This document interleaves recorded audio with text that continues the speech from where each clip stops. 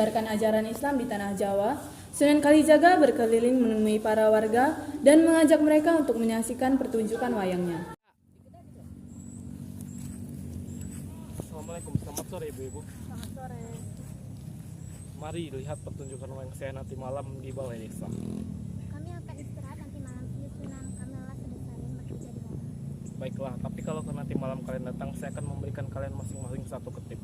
Baiklah Sunan, kalau begitu kami pulang dahulu.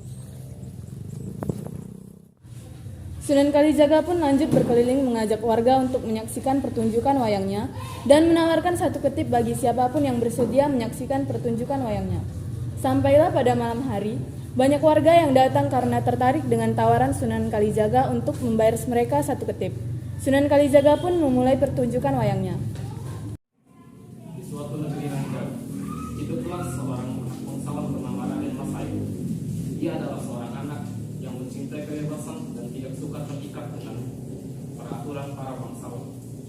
Dia bahkan lebih sering bergaul dengan para rakyat jelata dibandingkan dengan bangsawan-bangsawan lain, sehingga dia tahu bagaimana keadaan rakyat di negerinya. Rakyat di negerinya mengalami kelaparan dan kesulitan karena kemarau yang berkepanjangan. Setiap malam Raden Said selalu menyendiri di dalam kamarnya, membaca dan melantunkan ayat-ayat suci Al-Quran. Hingga larut malam, hingga saat penjaga tidur lelap.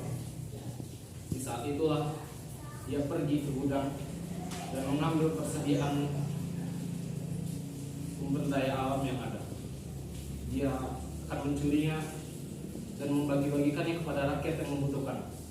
Rakyat yang menerimanya pun terheran-heran, terkaget dan terkaget-kaget.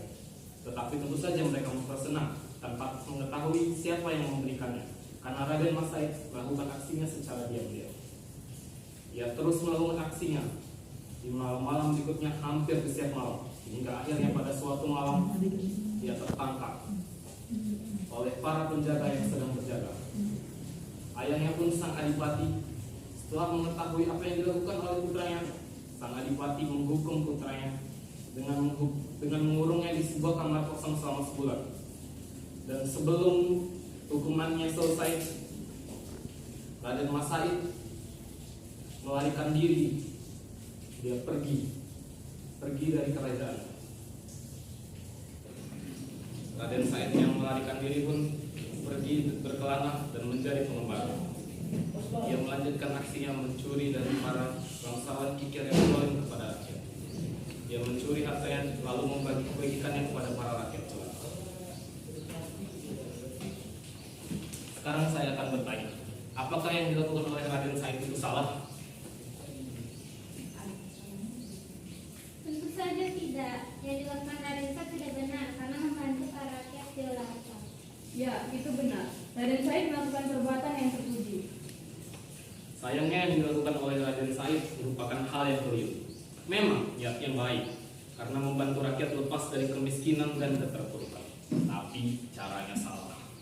Seharusnya Raden Said menegur para bangsawan kikir yang zalim kepada rakyat dan membantu rakyat lepas dari kemiskinan dengan membimbing mereka dan bukan hanya membagi-bagikan makanan. Saya berpesan kepada kalian semua yang ada di sini. Yang pertama, untuk menghargai diri sendiri dan orang lain. Yang kedua, sholat dan mengagungkan Allah Subhanahu wa Ta'ala. Ketiga, berbakti kepada kedua orang tua. Yang keempat, mencari ilmu walaupun sudah pandai. Yang kelima, mencari rezeki yang halal. Dan yang terakhir, hiduplah dengan sederhana.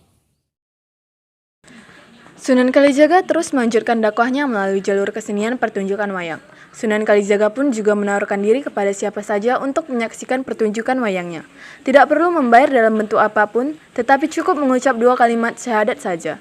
Tidak lupa di setiap dakwahnya, ia selalu menyampaikan pesan untuk menghargai diri sendiri dan orang lain, sholat dan mengagungkan Allah Subhanahu wa Ta'ala, berbakti kepada kedua orang tua, terus mencari ilmu, mencari rezeki yang halal dan hidup sederhana. Di suatu hari, seorang petani hendak menuju ke pasar di dekat pelabuhan untuk menjual hasil taninya. Selamat siang Pak, apa Bapak ingin membeli rempah-rempah saya? Oh, tentu saja.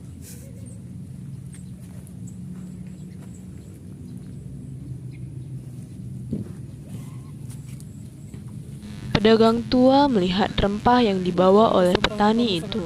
Saya harap kamu mau menjualnya lagi dengan saya terus menerus. Ya, tentu saja saya akan menjual rempah-rempah saya kepada Bapak terus-menerus. Baiklah, terima kasih. Ini uangnya. Di hari-hari berikutnya, petani tersebut terus menjual rempahnya pada pedagang tua itu, hingga suatu hari ia melihat seorang pemuda yang menjaga toko pedagang tua itu. Permisi, siapa kamu? Di mana pedagang tua yang sering berjualan di sini? Apakah Mbak membicarakan ayah saya? Di sedang ada urusan di kalian seberang. Jadi mulai hari ini saya menggantikannya. Jadi apakah Mbak mau menjual rempah-rempah? Ya, saya ingin menjual rempah-rempah saya kepada... Baiklah. Ini uangnya. Terima kasih. Baiklah, kalau begitu saya pergi dahulu. Hari demi hari berlalu, mereka melakukan kegiatan seperti biasanya, dan di antara petani dan anak pedagang itu mulai muncul ketertarikan satu sama lain. Anak pedagang yang tertarik pada petani itu karena sifatnya yang bekerja keras, dan si petani tertarik pada anak pedagang tersebut karena kepintaran yang dimilikinya. Petani dan anak pedagang itu pun semakin dekat. Mereka berniat untuk menikah, tetapi anak pedagang ingin agar si petani memeluk Islam. Aku ingin agar kamu bisa dapat memeluk agama yang sama denganku, supaya aku bisa dapat menikahimu. Tapi aku masih belum yakin untuk memeluk agama Islam. Baiklah Mbak, tapi apakah kamu mau belajar Islam dengan segala jaga agar kamu yakin dengan agama Islam? Ya, saya akan menemui Sunan Kalijaga dan belajar tentang Islam dengannya. Si petani pun menemui Sunan Kalijaga untuk belajar mengenai Islam kepadanya. Selamat sore, Sunan. Selamat sore. Ada apa kemarin? Saya datang kemari karena ingin menikahi anak seorang pedagang dari Gujarat. Dia ingin saya memeluk agama Islam, tetapi saya masih merasa belum yakin untuk masuk Islam. Jadi saya datang ke sini untuk belajar tentang Islam pada Sunan. Oh, jadi begitu. Alhamdulillah kalau kamu ada niat untuk masuk Islam. Saya akan mengajarkan kamu tentang Islam. Sebelumnya saya ingin bertanya, apa agamamu? Agama saya Hindu, Sunan. Oh, begitu. Di Islam berbeda dengan Hindu. Di Islam tidak ada yang namanya kasta. Semua orang sama di mata Allah. Yang membedakan hanyalah amal ibadah dan ketaatan kepada Allah. Dan kamu sebagai perempuan dalam beribadah hanya perlu Al-Quran, sajadah, dan mukena untuk sholat. Dan syarat untuk masuk Islam cukup mudah, yaitu cukup mengucapkan 2 kalimat syahadat. Baiklah Sunan, setelah mendengar penjelasan dari Sunan, saya merasa yakin untuk masuk Islam. Terima kasih Sunan. Alhamdulillah kalau kamu sudah yakin untuk masuk Islam. Baiklah, kalau begitu saya permisi dulu Sunan. Si petani pun menemui anak pedagang dan merencanakan untuk menemui orang tua si petani dan meminta restu sekaligus mengajak mereka untuk memeluk Islam. Assalamualaikum, selamat malam Bapak dan Ibu. Selamat malam. Ada apa datang kemari malam-malam? Maksud kedatangan kami kemari adalah untuk melamar anak Bapak dan Ibu untuk menjadi pendamping hidup anak saya, dan meminta restu dari Bapak dan Ibu serta mengajak Bapak dan Ibu untuk masuk Islam. Oh, jadi begitu. Anak saya juga tadi sudah bercerita pada saya, dan saya akan memberikan restu kepada mereka, serta saya setuju untuk memeluk Islam. Oh, syukurlah kalau begitu. Saya nikahkan kau, Ananda Abni bin Udin, dengan Sri Asi binti Slamet, dengan seperangkat alat sholat dibayar tunai.